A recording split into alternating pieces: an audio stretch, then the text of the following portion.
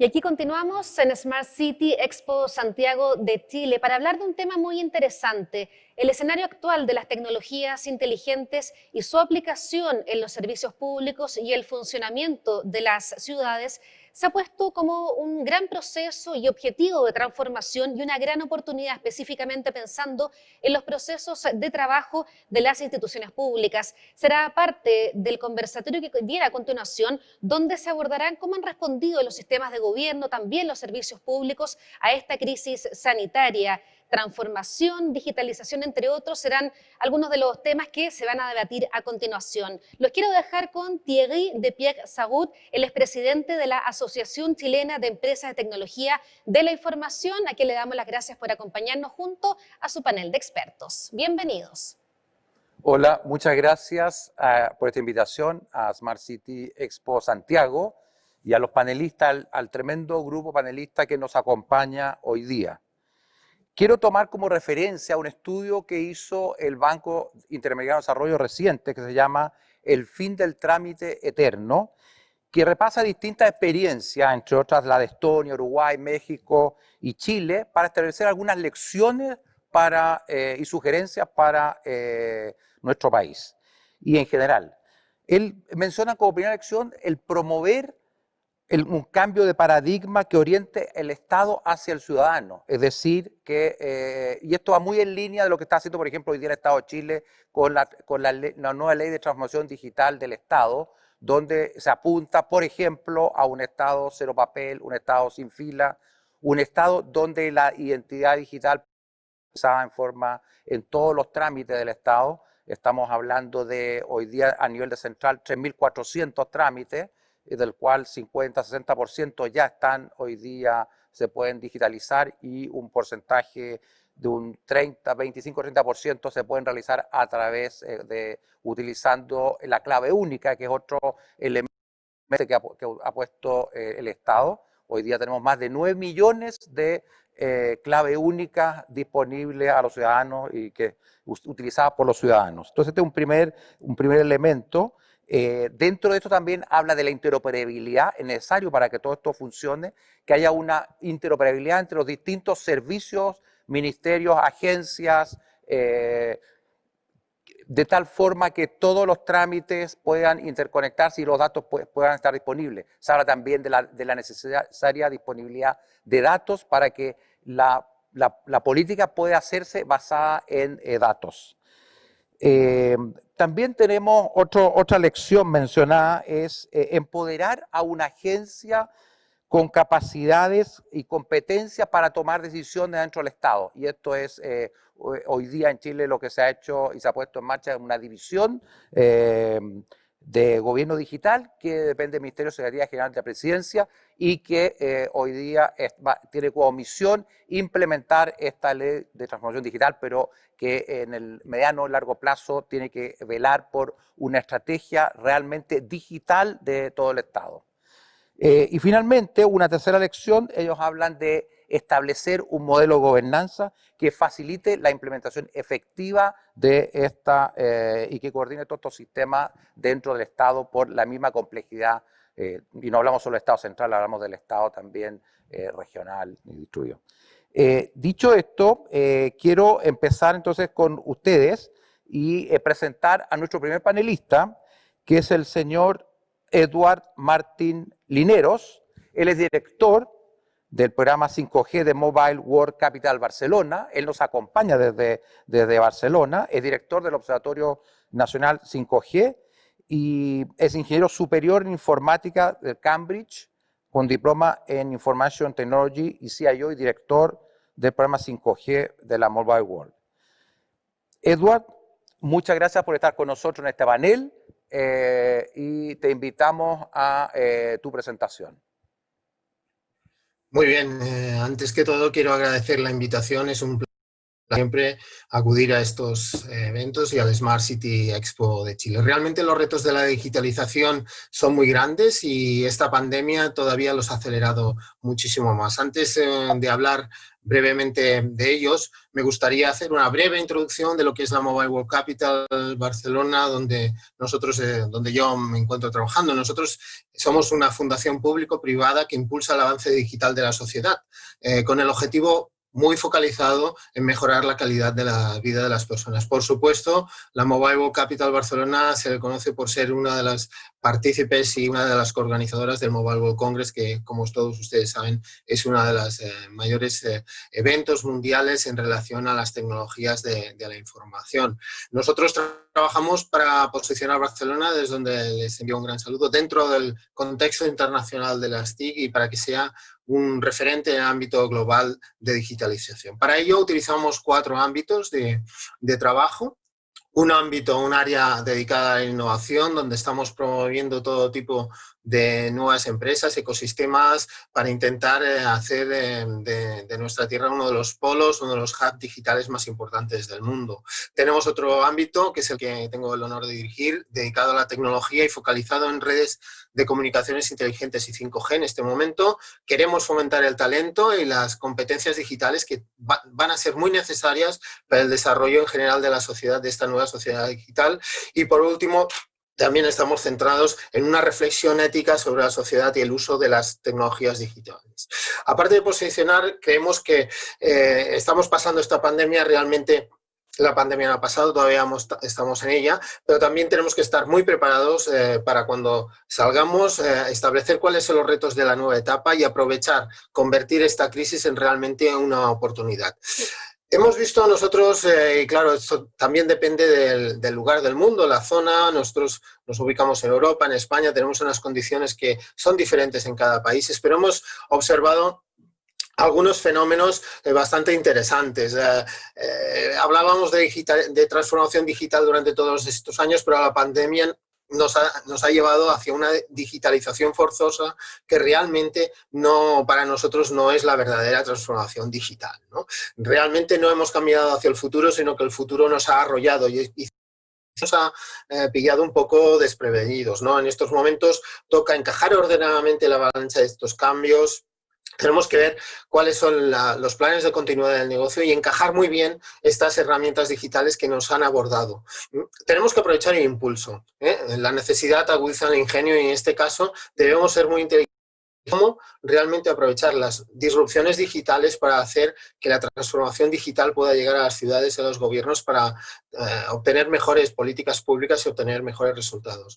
Vamos hacia un sitio diferente, desconocido, por lo cual nos vamos a tener que preparar fomentando el talento digital para que hayan profesionales capaces de llevar a cabo nuevas herramientas y aplicar las existentes y también incrementar las competencias digitales de todos los ciudadanos, de los trabajadores, de todos los ámbitos del público y del privado.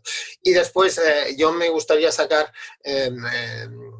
la idea de que el trabajo que se ha impuesto un poco por obligación es realmente la transformación digital que nosotros queríamos. Esta es una parte de la transformación digital, pero realmente la verdadera transformación digital se produce cuando modificamos los procesos de producción, cuando realmente modificamos la cultura, incluimos las nuevas tecnologías de una manera racional, buscando la eficiencia y la eficacia de esos procesos. No debemos calcar los procesos y las prácticas que hacíamos sin herramientas tecnológicas, sin las potentes herramientas que tenemos en estos momentos, sino que debemos avanzar hacia nuevos modelos. Tanto esto es aplicable a empresas, es aplicable a los gobiernos y, por supuesto, es aplicable a las ciudades. Ahora es el momento de poner en valor las tecnologías de la información. Ya hace muchísimo tiempo que hemos puesto estas tecnologías en valor, pero ahora es el momento realmente donde les podemos sacar el verdadero partido.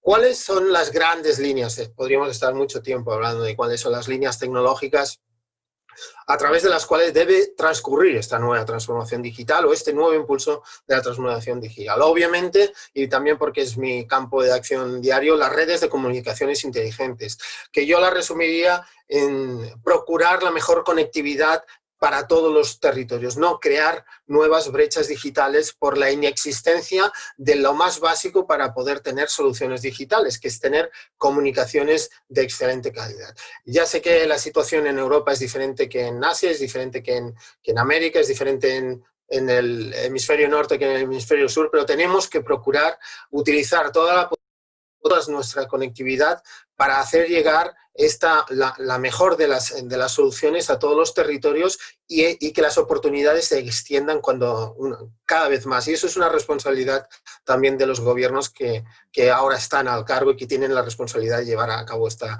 transformación digital. En segundo lugar, los datos, ¿no? Hace mucho tiempo que hablamos de datos, hace mucho tiempo que hablamos de Big Data y hace mucho tiempo que los datos se están incorporando como elementos básicos de la digitalización en todos los ámbitos, muy especialmente en ámbitos como pueden ser las Smart Cities, los gobiernos digitales, etc.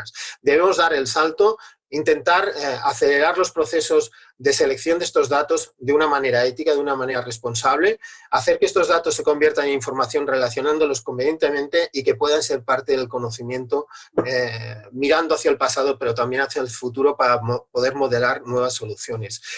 Eclosión de los sistemas distribuidos. Hemos trabajado estos años con el cloud, debemos acercar el cloud, tenemos tecnología para hacerlo, el desarrollo del fog computing y del edge computing nos van a dar las herramientas necesarias para tener almacenamiento, proceso y resultados en tiempo real mucho más cerca de los ciudadanos para obtener experiencias de usuario muchísimo más importantes, muchísimo más enriquecedoras. La seguridad, pilar básico y transversal. Debemos hacer todo esto fomentando soluciones de seguridad que den a los ciudadanos las garantías de que esos datos, esos procesos y esas soluciones que estamos aplicando son realmente seguras y garantizan la privacidad, pero también los medios de comunicación. Y por último, debemos fomentar la soberanía digital. Este es un trabajo que sí que compete mucho a los poderes públicos, ¿no? Que cada ciudadano, que las personas sean soberanas de sus datos y que estos sean utilizados con responsabilidad. Y sobre todo, como mensaje final, todo esto lo debemos hacer de la manera más simple para que llegue a toda la ciudadanía y pueda ser utilizado de una forma eficiente. Pues muchísimas gracias. Muchas gracias, Eduard. Bueno, seguimos ahora con Xavier Villalta. Xavier es un economista especializado en desarrollo económico, marketing y relaciones internacionales. En el presente, él coordina la estrategia de la Agencia de Competitividad, empresa de Cataluña, Axio, para las empresas del sector de ciudades inteligentes sostenibles, Smart Cities. Bienvenido a este panel. Nos acompaña Xavier desde Barcelona. Gracias, Thierry, y gracias a Smart City Expo de Santiago por participar en este evento. La agencia de competitividad de la empresa para la que trabajo, Axio, se ha fijado en el sector de las Smart Cities por razones muy concretas, y ahí es donde vamos a intentar hacer nuestro énfasis en este panel, explicando por qué el reto puede ser una gran oportunidad para la creación de nuevo trabajo, la creación de trabajo de calidad y la creación de nuevas empresas. Solo una pequeña mención a Cataluña, que es donde Barcelona es la capital, y son los ejemplos que yo les voy a contar en esta presentación, para un poco significar que cada una de las ciudades tiene un entorno distinto. En este caso es un entorno europeo, es un entorno industrial, es un entorno industrializado, es un entorno donde el reto son básicamente temas como el talento, como la sostenibilidad y como la digitalización. Desde un punto de vista de las Smart Cities, los grandes avances han sido la mejora de la eficiencia gracias a la digitalización, que permite ofrecer mejores servicios, digamos, servicios o productos, e incluso añadir servicios nuevos o productos a la ciudadanía, ¿no? Vamos a ver un par de ejemplos de temas de movilidad y de temas de calidad de vida o de habitabilidad centrados en Barcelona, pero sobre todo centrar en que cualquiera de estos efectos lo que nos ofrece como output son datos. Vamos a obtener los datos como gran elemento que después podemos aprovechar para maximizar a nivel económico y a nivel de aprovechamiento futuro. Un par de cosas sobre cómo actúa una agencia de desarrollo. Como ustedes saben, bueno, como Axio, Agencia de Competitividad, y en el caso de las Smart Cities, básicamente damos soporte a las empresas a través de información, a través de compartir conocimiento, a través de apoyo a proyectos y apoyo a internacionalización y a través de acceso a los programas de la Unión Europea. Y también creando unidades muy específicas como el de compra pública internacional y el de compra pública de innovación. ¿Y por qué escogemos el sector de Smart Cities? Básicamente porque la tendencia universal es hacia la urbanización. Y cuando nos planteamos los grandes retos de la humanidad, cuando nos planteamos los grandes retos del desarrollo sostenible, todos ellos se producen dentro de un entorno, o la mayoría se van a producir dentro de un entorno básicamente urbano. Y se van a resolver o no en función de nuestra capacidad de resolver estos temas en las ciudades. Nosotros lo primero que hicimos fue medir el sector. Es un sector que no es un sector como tal, es un intersector, si ustedes quieren. Y ahí nos encontramos con grandes sorpresas. Pero antes que, como resumen, por decirlo así, vamos a decir que solo en Cataluña encontramos más de 400 empresas dedicadas al sector, más de 45.000 empleados dedicados al ámbito de las Smart Cities y casi 10.000 millones de facturación en el año 2019. Entonces, vamos a ver ejemplos concretos que todas estas empresas están alimentando. Primer ejemplo concreto. La transformación del transporte urbano de Barcelona terrestre y la transformación de un sistema, digamos, tradicional a un sistema ortogonal, verticales, horizontales. Imagínense lo que es cambiar un sistema urbano en una ciudad de 1,5 millones de habitantes. Durante 6 años se llevaron todos estos trabajos, básicamente centrados gracias a la digitalización que se pudo hacer de las rutas semafóricas, de los controles de cuántos pasajeros iban o necesitaban cada uno de los viajes, etcétera, etcétera, etcétera. Y, evidentemente, ligado a este tema, el tema de la polución. El tema de la polución, que es otro de los grandes temas que en Barcelona se está elevando a un nivel de creación de lo que llamamos superillas o, digamos, superbloques, ¿vale? Los super lo que representan es básicamente zonas donde Barcelona intenta que no haya tráfico de congestión, que no haya tráfico de cruce, que básicamente se limiten a los espacios tradicionales, digamos, cercanos, un poco en la línea de la ciudad de los 15 minutos que en estos momentos está preconizando la ciudad de París.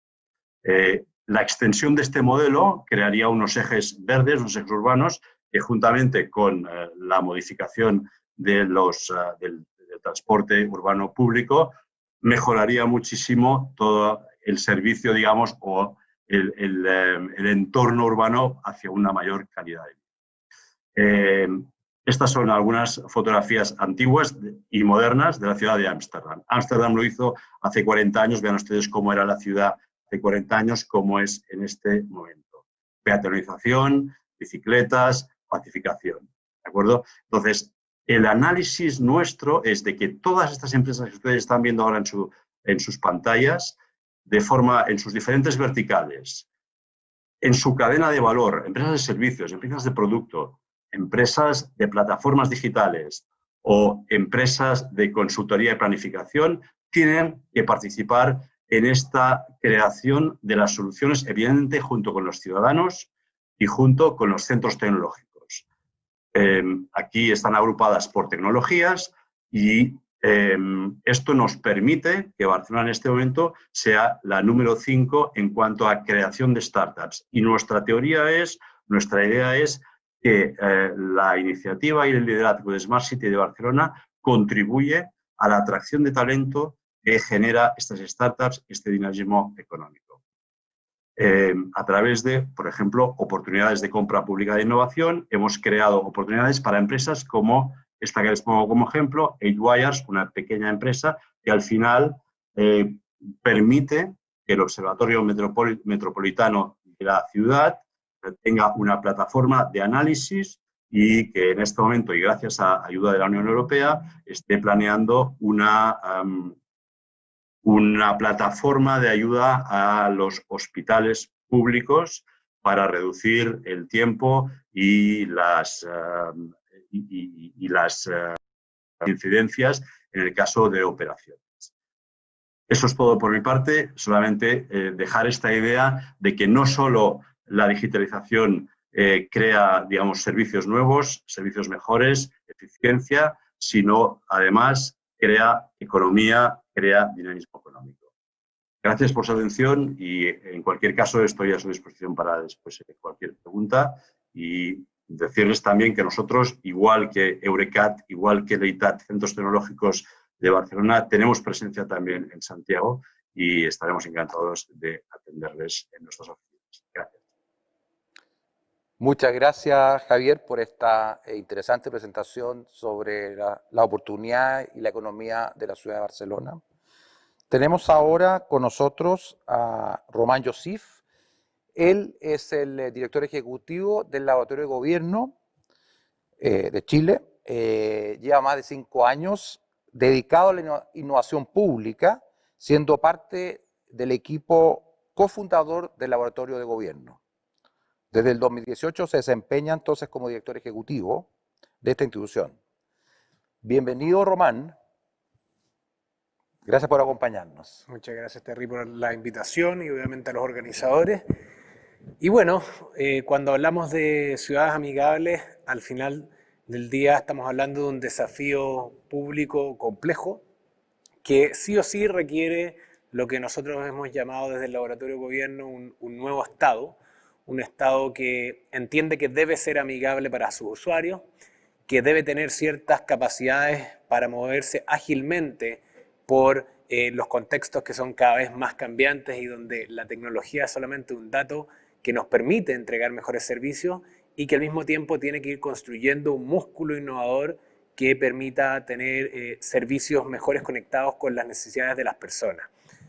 Y en ese sentido, lo que empujamos desde el laboratorio, creo que no sé, ahí sí se pasó la lámina, lo que empujamos tiene que ver con cómo desde la innovación pública aceleramos esa transformación del Estado. Y la verdad es que este año y medio desde el estallido social en Chile, sumado a la pandemia del coronavirus con todas sus consecuencias sociales, económicas, incluso de comportamiento humano, es el escenario perfecto, ideal, y ya lo han mencionado de alguna manera los expositores anteriores, a acelerar esa transformación, donde por un lado tenemos una presión desde la ciudadanía, desde los usuarios, por recibir mejores servicios públicos, más expeditos, al alcance de la mano en un teléfono, por ejemplo. Por otro lado, tenemos la posibilidad, digamos, de acceder a tecnología que es cada vez más barata, de acceso más democrático. Incluso estamos hablando de tecnologías que en el caso del Estado, no solamente en Chile, sino que en el mundo, son tecnologías de hace 15 a 20 años y que tenemos el deber de incorporar en el uso diario de la entrega de provisión de bienes públicos. Y es ahí donde estamos instalando desde el Laboratorio de Gobierno, desde el Ministerio de Secretaría General de la Presidencia, este nuevo paradigma que pretendemos masificar, y en eso estamos obviamente, que es un paradigma de diseño, implementación y gestión pública, donde las personas están en el centro, tanto quienes reciben un servicio como quienes los entregan, y por ende el diseño de ese servicio gira en torno a esas personas, donde tenemos que tener enfoques multisectoriales, multidimensionales. Si trabajamos solo ingenieros, solo abogados, solo diseñadores, evidentemente la conversación y las soluciones no son lo suficientemente completas y holísticas, y por lo mismo la creación debe ser colaborativa junto con los usuarios, junto con el sector privado, con la academia, y es la manera en la cual trabajamos en el laboratorio, basados en la evidencia. Ya se ha mencionado, los datos nos permiten tomar mejores decisiones y diseñar mejores servicios, Y por último, orientados a la implementación, porque pasa mucho también en los laboratorios, no solamente públicos, sino que privados, que nos quedamos en el prototipo, ¿cierto? Nos quedamos en un buen piloto bien evaluado, y la verdad es que lo que realmente genera valor son las implementaciones.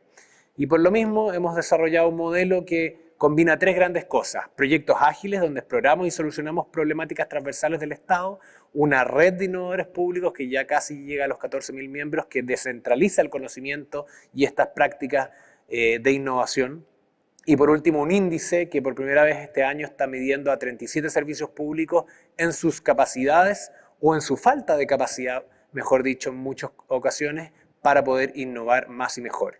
Y ahí hemos entendido en distintos ejemplos que para que estas transformaciones, y lo conecto con lo que mencionaba también uno de los expositores, no sean forzosas, sino que sean, digamos, lo más orgánicas posible, deben ir orientadas en al menos hacer intervenciones en 4 niveles del cambio: en la estrategia de valor, a nivel de los servicios y puntos de contacto, a nivel de la operación, ¿cierto? Los datos, los procesos, la infraestructura, y a nivel de la organización, entendiendo ya que nos tenemos que reorganizar para poder generar, obviamente, una nueva propuesta. Y acá 3 casos muy cortitos de este año, particularmente movido, obviamente, dado el contexto de la pandemia. Desarrollamos primero un reporte al contribuyente junto con el Ministerio de Hacienda, Impuestos Internos, donde ocupamos los datos de los mismos contribuyentes, los datos de más de 3 millones de personas que aportan año a año con sus impuestos a que el Estado pueda funcionar, y usando también los datos de la Dirección de Presupuesto, que es quien ordena año a año también la gestión presupuestaria de todo el Estado, hicimos un reporte personalizado a más de 3 millones de personas, que lo que hizo, a través de una serie de mecanismos digitales, por supuesto, mailing, en el portal propio de Impuestos Internos, fue transparentar la manera en la cual los impuestos de cada una de las personas se están ejecutando en las distintas tipologías del gasto: transferencias, recursos humanos, activos fijos, y en las áreas del gasto: salud, educación, defensa, etc. Y eso tuvo consigo algo muy relevante, sobre todo en este contexto, que es mejorar el capital social, mejorar la confianza, mejorar la percepción de transparencia. Se hizo acá una evaluación experimental con 100.000 personas antes del envío masivo, y es parte de un ejercicio que ya va a quedar instalado, ya lo mencionó tanto el director de Impuestos Internos como el ministro de Hacienda, que queda como una práctica permanente de rendición de cuentas proactiva de cara al ciudadano. Otro ejemplo tiene que ver ya más con la interoperabilidad que mencionaba Terry al principio, que acá lo que hicimos junto con FONASA y Registro Civil fue decir: eliminemos y automaticemos al mismo tiempo y simplifiquemos en la vía a los afiliados de FONASA a la hora de registrar automáticamente los recién nacidos de hijos o hijas de algún afiliado FONASA. Esto se trabajó también en ciclos ágiles de varios meses de trabajo, y luego de hacer interoperar obviamente la fase de datos, hacer el diseño de servicio correspondiente y entender cómo tenía que comunicarse esto al afiliado para que el afiliado no tenga que ir en el típico compra huevo a las distintas sucursales de las distintas instituciones públicas, bueno, esto ya está operando hace varios meses con un impacto de más de 120.000 personas en el primer año. Y tenemos un tercer ejemplo que tiene que ver ya con crear nuevos servicios en una lógica de colaboración público-privada, que en este caso fue con el Ministerio de la Mujer, Cernamej y Facebook, con quienes diseñamos un nuevo canal de atención silencioso, flexible, 24/7 y confidencial, usando la API de WhatsApp, usando los bots y también usando obviamente la capacidad instalada de funcionarios que tenía el Ministerio, que ha beneficiado a más de 20.000 mujeres durante la pandemia. Se aproxima contra la mujer intrafamiliar, donde se necesitan canales, digamos, distintos que no sean el canal telefónico clásico. Y por último, para terminar, estos 3 ejemplos, si bien no son los ejemplos típicos de intervención, si se quiere, urbana o digamos de lo que uno entendería de manera más directa como ciudades inteligentes, son ejemplos de que sí es posible hacer innovación en el Estado y hacerla en lógicas de colaboración público-privada, poniéndolo en el centro, y es acá donde nosotros creemos que hay al menos 4 desafíos muy relevantes para que las ciudades estén centradas en las personas. Primero, la comunicación de cara al usuario, de cara al ciudadano, de cara al vecino, de las entidades públicas, en coordinación con las privadas, lo hemos visto en el desafío de comunicación de la pandemia, es muy relevante. Luego, tener atenciones resolutivas, y para eso obviamente los modelos de atención omnicanal permiten lograr eso. Tercero, encadenar servicios, y acá entender que si, por ejemplo, tenemos un problema, que alguien perdió su trabajo, todas las agencias, tanto públicas como privadas, deben coordinarse en torno a esa problemática y no fraccionar la problemática en silos. Y por último, trabajo colaborativo público socio-privado, aprovechando obviamente las capacidades del mercado de generar innovación rápida, la capacidad del Estado de detectar mejor los problemas y la capacidad de la sociedad civil de también ser un ente permanente de testeo y de alguna manera de feedback. Así que creo que ahí hay algunos ejemplos interesantes para seguir la conversación de que sí es posible ese nuevo Estado que como laboratorio empujamos todos los días. Muchas gracias, Román, por tu excelente presentación sobre este nuevo Estado y por cómo presentaste los modelos de innovación y el nuevo paradigma de innovación en el sector público. Queremos ahora presentar a Pedro Uribe. Pedro Uribe es el Regional Director para Latinoamérica y los Caribes de Microsoft.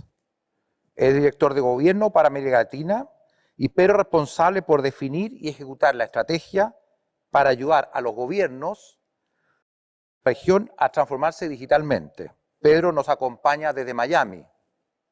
Gracias por aceptar esta invitación, Pedro, y te invitamos a conversar con nosotros. Gracias, muy amable, gracias por la invitación. Y empiezo por ahí. Realmente estamos hablando de transformación digital desde hace varios años y Smart City desde hace varios años. Y realmente los avances en Latinoamérica han sido progresivos y por eso voy a empezar hablando de la transformación digital urbana y termino con el gobierno que puede ser el general o central. Y algo importante, hablando tomando lo que dijo Edward de la pandemia y de la opción de tecnología, cuando vino este reto a los gobiernos, nos dimos cuenta de lo que llamamos que hubo un maquillaje digital. Había tecnología adoptada, pero cuando se puso a prueba los diferentes gobiernos, tanto locales como regionales, a trabajar en forma remota, la tecnología estaba, pero las regulaciones y la política pública no estaba adaptada. Y es algo importante también, como lo decía el anterior presentador, hay que innovar y hay que innovar también en política pública. Y empiezo con la visión, y no hablo de la palabra Smart City, hablo de la visión de una urbana, de una ciudad. Y básicamente, trabajando con diferentes arquitectos urbanistas, incluso vienen de España, tenemos una visión donde la ciudad como tal tiene que tener un proyecto de ciudad. O sea, la tecnología por sí no tiene un impacto. Lo primero es definir cuáles son los valores compartidos con el ciudadano de una ciudad, valores que tienen que ver con por ejemplo, con inclusión, con ser una ciudad que sea accesible y que sea compartido no impuestos por el gobierno, sino que sean compartidos por los ciudadanos. Y luego hay que tener una visión de ciudad. Fijémonos que en las ciudades todo es movible, las personas se van, las ideas se van, las empresas van y vienen, las ciudades compiten por talento, compiten pero donde está la ciudad, el territorio no se mueve, es un activo de valor. Y las ciudades, ese activo de valor les da una vocación. Hay ciudades que por vocación son ciudades industriales, por vocación son ciudades turísticas, por vocación son ciudades agrópolis que están cerca. Esa visión de gobierno que transciende los diferentes periodos de gobierno hay que tenerla clara. Y ahí la tecnología empieza a jugar el papel fundamental hacia dónde está moviéndose y hacia dónde apoyar.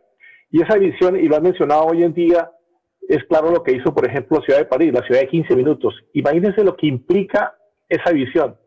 Hay que cambiar modelos urbanos, modelos de transporte, hay que modificar la política pública, hay que mover físicamente las instituciones del Estado para que en 15 minutos, bien sea caminando o en bicicleta, yo como ciudadano pueda satisfacer más del 80% de los servicios. Eso es una visión de ciudad que va de la mano con unos valores y va de la mano con una tecnología.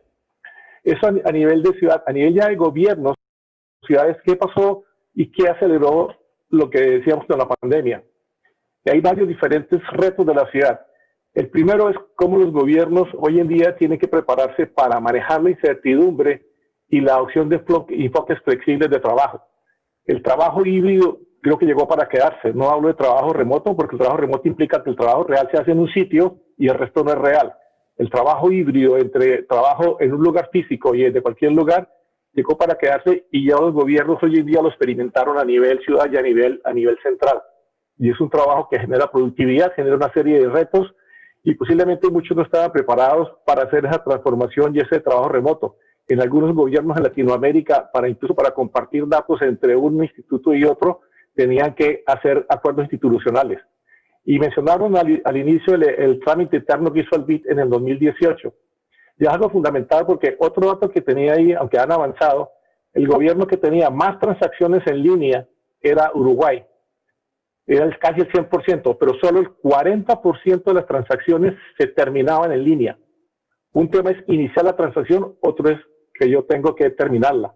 Por eso se habla de un portal único hacia el ciudadano, y eso es lo que implica rediseñar los servicios. ¿Cómo hago un portal único? Chile bien lo mencionó en la ley de transformación digital, 0 filas, 0 papel, identidad digital. Y cómo hago un portal único donde yo como ciudadano inicio y termino el trámite. Pero para poder hacer esa transformación tengo que irme hacia el interior del gobierno y modernizar la parte de tecnología y el manejo de las amenazas de seguridad. Hoy en día, en esta situación de pandemia, también se incrementaron los ataques cibernéticos. Y el plan de ciberseguridad no es un plan de área de tecnología, es un plan a nivel de Estado. Segundo es cómo también priorizamos de una manera responsable las nuevas tecnologías. Podemos hablar de salón de inteligencia artificial, reconocimiento facial. Tiene una serie de beneficios, pero una serie de riesgos de crear discriminación, de negar servicios, de crear potenciales sesgos en la población. Y es donde el gobierno tiene que empezar a regular el uso responsable de las nuevas tecnologías de información. Y ahí también el gobierno basado en datos, ya se mencionó. Hoy en día el gobierno tiene toda la información de Pedro Uribe como ciudadano. Sí, no tiene sentido que me pongan de mensajero llevar de un lado a otro. Por eso, como lo dijo Estonia, como dice Chile, 0 papel, 0 filas, pedimos los datos una sola vez. Y por último, cómo optimizamos los datos y los que son el entrenamiento de los funcionarios del gobierno. Esos son los retos que hoy en día, y como lo vemos nosotros en Microsoft, hacia dónde están viendo los gobiernos, el enfoque de transformación, básicamente es, la tecnología tiene que estar usada para conectar mejor con los ciudadanos, para hacerlos partícipes de las decisiones del gobierno, de las decisiones de la ciudad, para que yo, desde cualquier canal que yo tenga, pueda interactuar con el gobierno. Hoy en día, después de esta experiencia, todo el mundo espera interactuar con el gobierno como si fuera sector privado. Estamos hablando como los jóvenes en la palma de la mano. Yo tengo que interactuar con el gobierno en cualquier tiempo, en cualquier lugar y en cualquier momento. Segundo, cómo se moderniza el lugar de trabajo para permitir la parte colaborativa. Cómo mejoramos y generamos nuevos servicios basados en los datos. Si el gobierno tiene mis datos y está a punto de vencer mi licencia de conducción, ¿por qué no me avisan? Pedro, tienes un mes para vender. ¿Quieres renovarla? Y empieza el dato desde que empiezo hasta que termino. Incluso si necesito un examen médico, me tiene que permitir ese portal único programarlo. Son nuevos servicios en temas de seguridad ciudadana. Con inteligencia artificial nos podemos anticipar a las necesidades del ciudadano. Y obviamente, si no hay confianza de la población y hacia la tecnología, no importa el sistema que montemos, no va a funcionar. Y eso implica todo el tema de seguridad y ética en inteligencia artificial. Y hay un modelo de maduración de los gobiernos. De aquí me detengo un poco. Son 4 niveles. Posiblemente en el último nivel, yo diría que estaría cerca Dinamarca a nivel mundial, por ahí Singapur o Corea. Latinoamérica se mueven los 3 primeros. Pero fijémonos qué implica un gobierno digital. Obviamente, el enfoque de cómo se conecta con el ciudadano en el centro, y hay una serie de habilitadores. Básicamente estamos hablando de las personas, la cultura, la gobernanza y la tecnología y los datos. Los gobiernos nunca están en un estado puro, normalmente se mueven entre uno y otro estado. Y si vamos hacia el gobierno centrado en el servicio, fijémonos que ya estamos hablando de identidad digital, como bien lo plantea Chile. Ahí lo tiene Colombia, lo tiene varios países en Latinoamérica, también lo tiene Argentina. ¿Sí? Estamos hablando de que las entre sí son responsables de una sola y se conectan. Es el tema de interoperabilidad. Tenemos que conectarlas para poder generar. Y el enfoque de datos de dinos la información una sola vez. O como decía Estonia, yo le pregunto al ciudadano la información una sola vez. Y tener un portal de servicios que realmente satisfaga las necesidades. Yo no tengo por qué interactuar con la complejidad del gobierno atrás. No tengo, si voy a sacar una licencia de construcción, no tengo por qué irme a diferentes sitios web o transacciones para lograr mi licencia. En un solo punto lo tengo que entrar. Y luego pasamos hacia un gobierno inteligente, que es donde ya es el full uso de los datos, donde hay innovación, hay política pública basada en datos, hay inteligencia artificial aplicado con foco en el ciudadano, y todos los datos se han centrado. La gente que lidera con datos. Esos son los estados de maduración. En Latinoamérica se encuentra entre los diferentes primeros 3 estados. Hay países como Chile que con la nueva regulación se están moviendo rápidamente. Los parámetros que puso Chile en la ley y en el decreto realmente están moviendo hacia un gobierno centrado en el ciudadano, tiene el concepto de portal único. Y a nivel, ya para terminar, a nivel de ciudades, regreso al nivel de ciudades, cuando hicimos un estudio a nivel global con varias compañías de tecnología, lo que es una ciudad hiperconectada, cuáles son los modelos urbanos que se deben conectar en una ciudad, en un ambiente, para que haya un desarrollo económico, empresarial, ambiental y sostenible.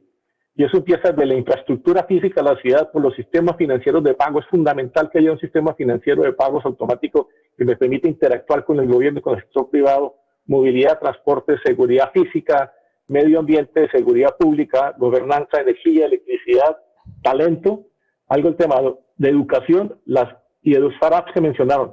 Las ciudades compiten por talento o porque lo crean y por inversión extranjera en ciudades, o porque se crean con startups o las ha traído. Y por último, algo importante es que la ciudad sea inclusiva y accesible. Y me he paseado por diferentes ciudades de Latinoamérica y hay diferentes conceptos del tema de inclusión y accesibilidad. Incluso la parte urbana, a veces no está diseñada para personas en sillas de ruedas. Igual que toda la sensualización de la ciudad que permita realmente que las personas, por ejemplo, invidentes, se puedan mover. Ese es el enfoque que tenemos en Microsoft para una ciudad hiperconectada, para una transformación de gobierno y que al final nadie se puede quedar atrás. Tenemos que avanzar la tecnología sin dejar ningún ciudadano atrás. Y eso implica empezar desde la conectividad, como lo dijo Eduardo. Incluso en las ciudades como Santiago, de pronto saliéndose un poco de la ciudad, alrededor de la ciudad, ya posiblemente la conectividad no se dé. Entonces, avancemos la tecnología sin dejar a nadie atrás. Gracias. Muchas gracias, Pedro, por esta presentación. Veremos cómo Santiago se hiperconecta. Bueno, y completa este panel el señor Antonio Moreno. Él es gerente de la unidad digital de Entel Ocean. Él nos acompaña en este estudio. Antonio tiene más de 20 años de experiencia en el área de las tecnologías, ingeniero en telecomunicaciones de la Universidad Ramón Llull. Cuenta con una visión estratégica de esta industria, desempeñándose en altos cargos de responsabilidad. Bienvenido, Antonio. Te dejo el panel. Buenas tardes a todos. Muchas gracias, Thierry. Muy interesante los planteamientos y las visiones de todos los panelistas. Yo les invito a que reflexionemos un poco de cómo ha sido este proceso de pandemia, ¿no? que de alguna forma ha hecho que haya una palabra, un concepto que haya estado como muy presente en nuestra cotidianidad, en nuestra vida y en nuestras ciudades, que es el concepto de resiliencia, ¿no? Es decir, la resiliencia, que al final es un atributo que lo que nos permite es adaptarnos a diferentes situaciones, ¿no? Y ver cómo, como personas, hemos sido capaces dentro de este contexto de adaptarnos. Las ciudades se comportan de la misma forma. Ahora ha sido una pandemia, en 3 años no sabemos qué podrá esperarnos, pero está claro que sí que tenemos que empezar a introducir el concepto de resiliencia en el diseño de las ciudades, porque es al final lo que nos va a hacer estar preparados para el futuro, para cualquier evento, ¿no? Lo que hemos vivido en estos últimos meses, nosotros lo llamamos como un terremoto de grado 19. Para los que conocen Chile, Chile es un país sísmico, estamos acostumbrados a las catástrofes naturales, pero uno nunca está preparado para este tipo de situaciones y esta ha sido una más de ellas, ¿no? Donde hemos podido vivir todos como 3 etapas, ¿no? Una primera etapa de reacción, ¿no? Es decir, cuando empezó la pandemia estábamos todos, ¿no? Confundidos y bueno, la primera reacción fue confinamiento, ¿no? Y eso evidentemente porque estaba demostrado que el confinamiento, y luego lo haremos de cómo los datos hemos sobre contagios, el impacto que tiene, pero hubo una restricción muy fuerte de movilidad y eso nos invitó a adaptarnos, nos empujó a adaptarnos, ¿no?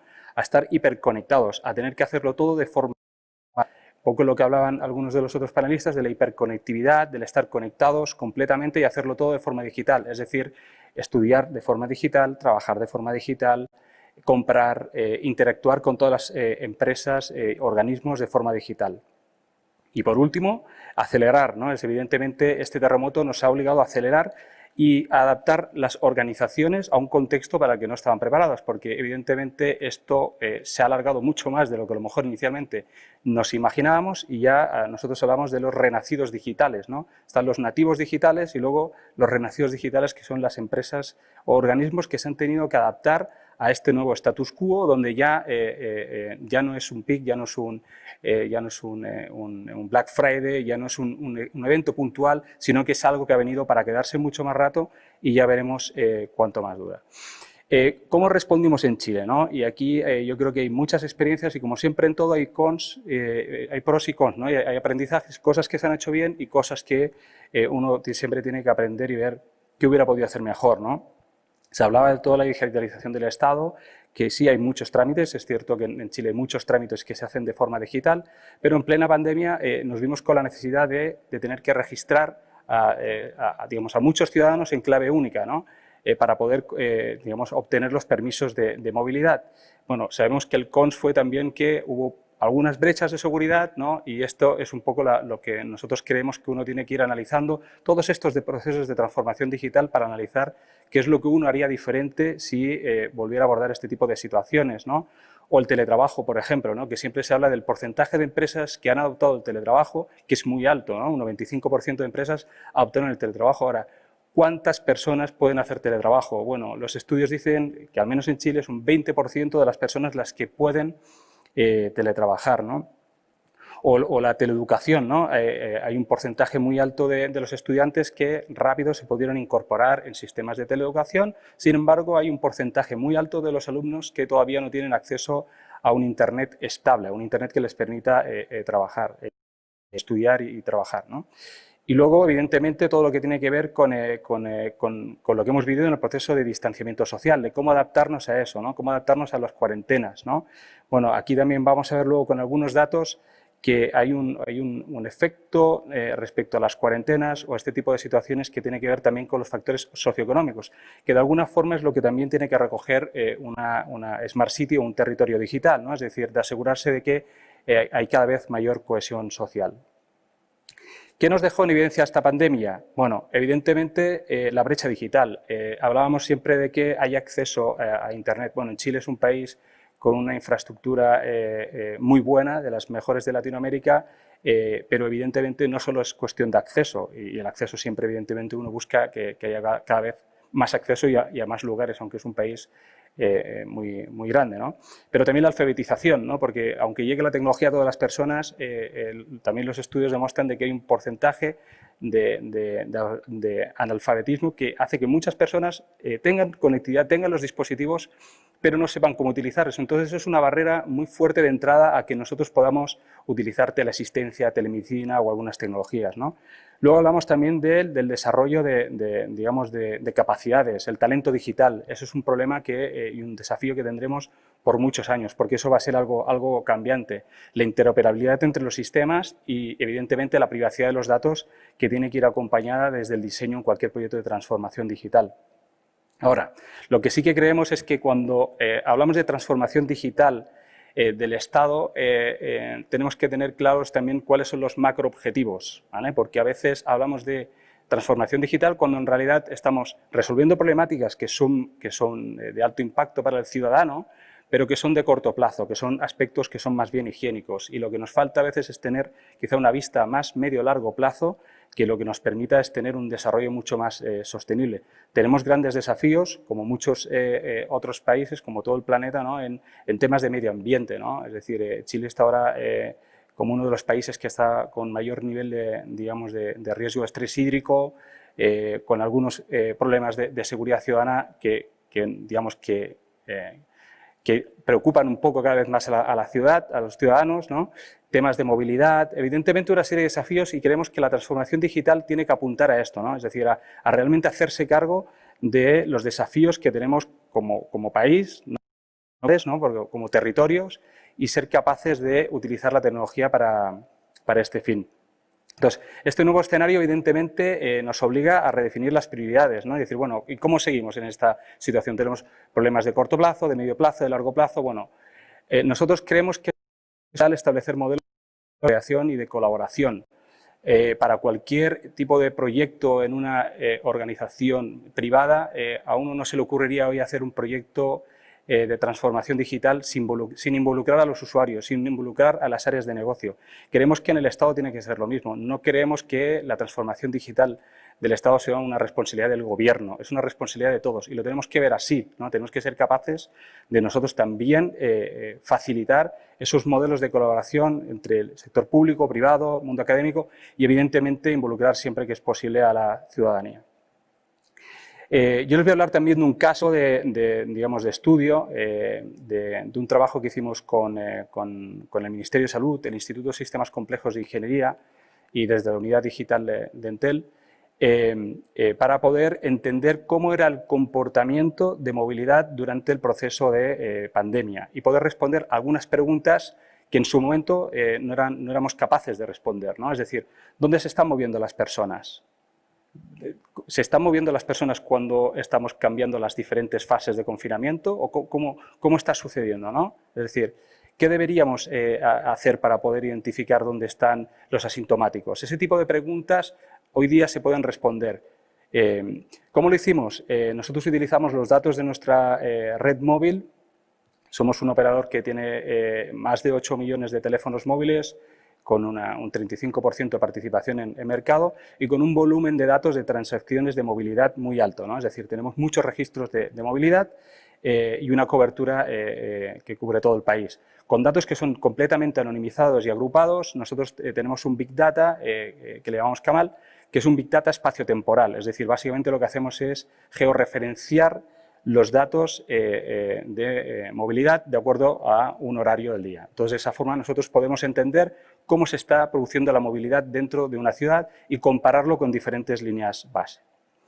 ¿Qué casos hicimos con el ISTI? Por ejemplo, una visión territorial, es decir, entender cómo comportando la movilidad entre las diferentes comunas y entre las diferentes zonas censales, es decir, cuántas personas entraban o salían a diferentes horarios del día, comparándolo con una semana base, con una semana en la que a lo mejor habían diferentes medidas de confinamiento, había una situación diferente. O entender cómo se comportaba la movilidad de acuerdo a los cambios de fase. Es decir, el gráfico que se muestra a la derecha era, por ejemplo, cambiar de una fase de cuarentena, de preparación a una fase de cuarentena. Y de esa forma se ve que la movilidad se reducía drásticamente. O identificar dónde se deberían ubicar puntos de testeo estratégicos para poder hacer una búsqueda activa de casos. Yo les invito a que, si quieren leer un paper que se elaboró entre la Universidad de Chile, Stanford y el equipo de Intel Ocean, donde llegamos a algunas conclusiones muy interesantes y hacemos uso de un poco de lo que hablábamos antes, ¿no? Es decir, de tener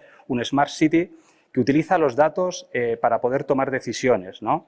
Y de esa forma poder resolver problemáticas atingentes de los ciudadanos. Bueno, y compartirles que nosotros como empresa también, como parte de nuestro propósito, entendimos que en el contexto actual las cosas han cambiado y tenemos que ser capaces también de con la tecnología transformar la sociedad. Muchas gracias.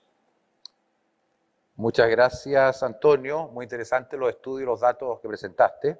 Ahora tenemos pocos minutos para nuestras preguntas, así que les voy a pedir que sean bien 3 cucharadas y la papa, como se dice en Chile. Así, voy a hacer una primera pregunta para Edward. Edward, tú que estás en el mundo 5G, ¿cómo ves tú el impacto del 5G y el desafío para lo que estamos hablando, para las administraciones? Bueno, intentaré ser súper rápido. El impacto de la tecnología 5G va a ser muy alto en todos los ámbitos. Supone una disrupción tecnológica y también una disrupción en cuanto a los servicios que se van a poder prestar.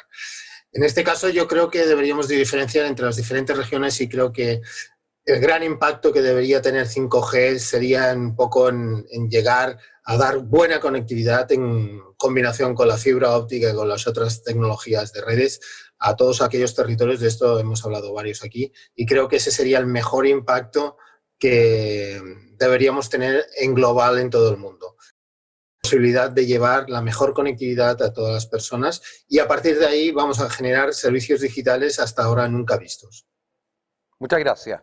Ahora pasamos rápidamente con Román. Román, Te quiero consultar cómo ves los desafíos de Smart City, transformación digital, de la nueva ley para el en 2 palabras. En 2 palabras, vamos a tener que generar mecanismos para poder tener plataformas compartidas realmente accesibles al mercado privado, lo discutíamos hace muy poquito, para que a través de herramientas como las famosas APIs, soluciones privadas se puedan conectar a un estándar de servicio del Estado.